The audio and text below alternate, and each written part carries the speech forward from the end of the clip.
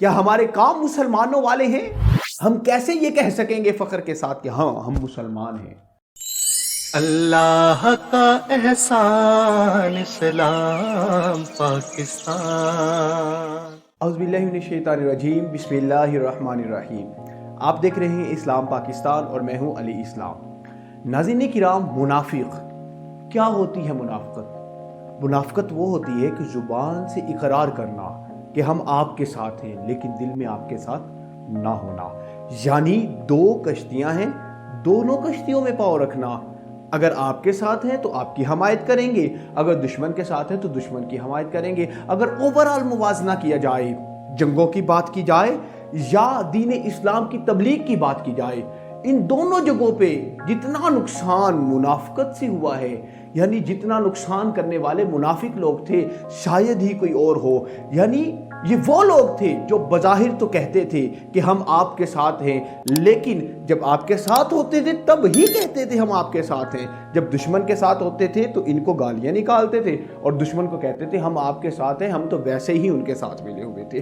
قرآن پاک نے منافق کو کن الفاظ سے پکارا؟ قرآن پاک فرماتا ہے وَمِنَ النَّاسِ مَن يَقُولُ آمَنَّا بِاللَّهِ وَبِالْيَوْمِ الْآخِرِ۔ اے محبوب، یہ جو لوگ کہتے ہیں نا ہم اللہ پر ایمان لے کر آئے اور ہم آخرت کے دن پر یقین رکھتے ہیں، ہم آخرت کے دن پر ایمان لے کر آئے، وَمَا هُم بِمُؤْمِنِينَ، حالانکہ یہ ایمان لانے والے نہیں ہیں۔ یعنی کہ یہ وہ لوگ تھے جو بظاہر تو کہتے تھے ہم اللہ کو ایک مانتے ہیں لیکن اللہ کی نہیں مانتے تھے۔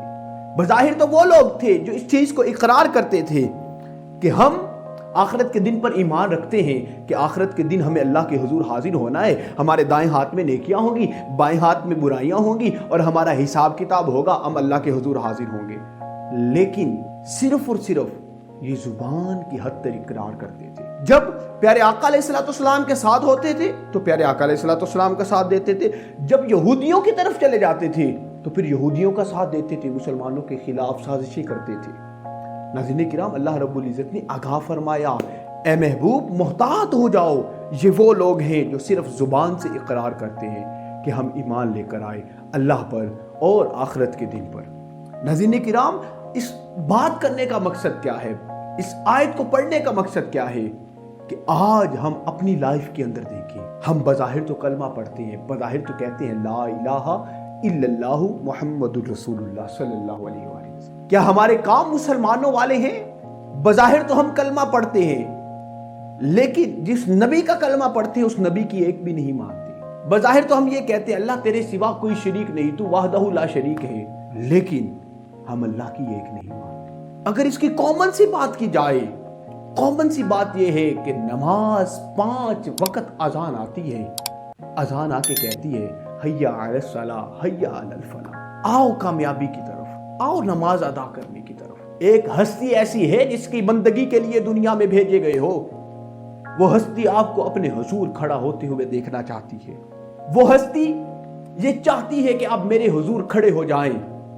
کھڑا ہونا آپ کا کام ہے، آپ کے گناہوں کو معاف کرنا میرے رب کا کام ہے۔ ناظرین کرام، آج ہم اذان کی آواز کو اگنور کر دیتے ہیں، آج ہم رب کے حضور کھڑے نہیں ہوتے۔ ہم اپنے اندر دیکھیں تو ذرا صحیح، ہم نے کلمہ تو پڑھ لیا، مسلمان تو ہو گئے، لیکن ہماری حرکتیں مسلمانوں والی ہیں۔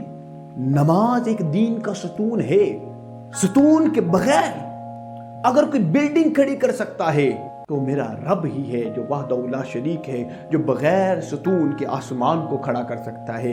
کسی دنیا دار میں اگر ہمت ہے تو وہ سامنے آ کر دکھائے، جو کہتا ہے کہ میں بغیر ستون کے بلڈنگ کھڑی کر لوں گا۔ بغیر ستون کے کوئی دنیا دار بلڈنگ کھڑی نہیں کر سکتا۔ ناظرین کرام، نماز کو دین کا ستون کہا گیا ہے۔ اگر یہ ستون ہی قائم نہیں ہوگا تو ہمارے دین کی بلڈنگ کیسے قائم رہے گی؟ ہم کیسے یہ کہہ سکیں گے فخر کے ساتھ کہ ہاں ہم مسلمان ہیں؟ ہم کیسے فخر کے ساتھ کہہ سکیں گے کہ ہم پیارے آقا علیہ الصلوۃ والسلام پر ایمان لے کر آئے؟ ہم کیسے کہہ سکیں گے کہ ہم نے زبان سے اقرار کیا ہے کہ اللہ تو ہی وحدہ لا شریک ہے؟ ہم کیسے کہہ سکیں گے کہ پیارے آقا علیہ الصلوۃ والسلام اللہ کے محبوب ہیں؟ جب ہمارا ستون ہی قائم نہیں ہوگا تو ہم دین کی بلڈنگ کو کیسے تیار کر سکیں گے؟ ناظرین کرام، آگے زکوٰۃ، حج، یہ تو بڑی دور کی بات ہے۔ سب سے پہلے ہم ستون کو تو مضبوط کریں۔ اگر ہمارا ستون ہی مضبوط ہو جائے گا تو پھر سمجھ جائیں کہ ہم آگے بلڈنگ بھی کھڑی کر سکیں گے۔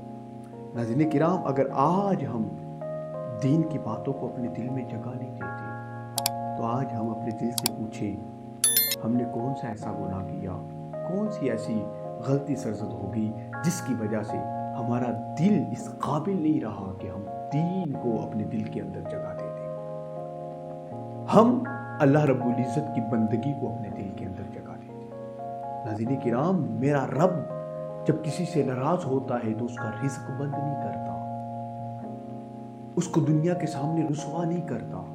ناظرین کرام، میرا رب کسی سے ناراض ہوتا ہے تو علماء کرام فرماتے ہیں اس کی رسی ڈھیلی چھوڑ دیتا ہے، اسے وافر مقدار میں رزق ملتا ہے، کبھی اسے تکلیف نہیں آتی۔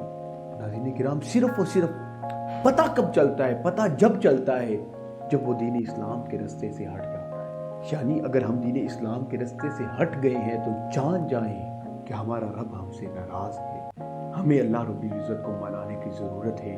اگر ہمارا رب ہم سے ناراض ہے تو ہم دنیا کی کامیابی تو اللہ رب العزت ہمیں عطا فرما دے گا، لیکن آخرت میں ہمیں رسوائی کا سامنا کرنا پڑے گا، جب ہمارے پول ہماری آنکھوں کے سامنے کھل جائیں گے، جب ہمارے گھر والے ہمارے سامنے کھڑے ہوں گے، ہم بھی ہاتھ باندھے کھڑے ہوں گے، ہماری ایک ایک چیز ساری دنیا کو دکھائی جائے گی۔ ناظرین کرام، آج وقت ہے، آج اللہ سے معافی طلب کریں، آج وقت ہے، آج رب کے حضور سجدہ ریز ہو جائیں۔ اللہ ہم بھٹک گئے تھے، اللہ ہم بھٹک گئے تھے، اللہ ہمیں صراط مستقیم پہ چلا دے، ہمیں صراط مستقیم پہ چلا دے۔ دعاؤں میں یاد رکھیے گا، اپنا بہت سارا خیال رکھیے گا اور دیکھتے رہیے گا اسلام پاکستان۔ السلام علیکم ورحمۃ اللہ وبرکاتہ۔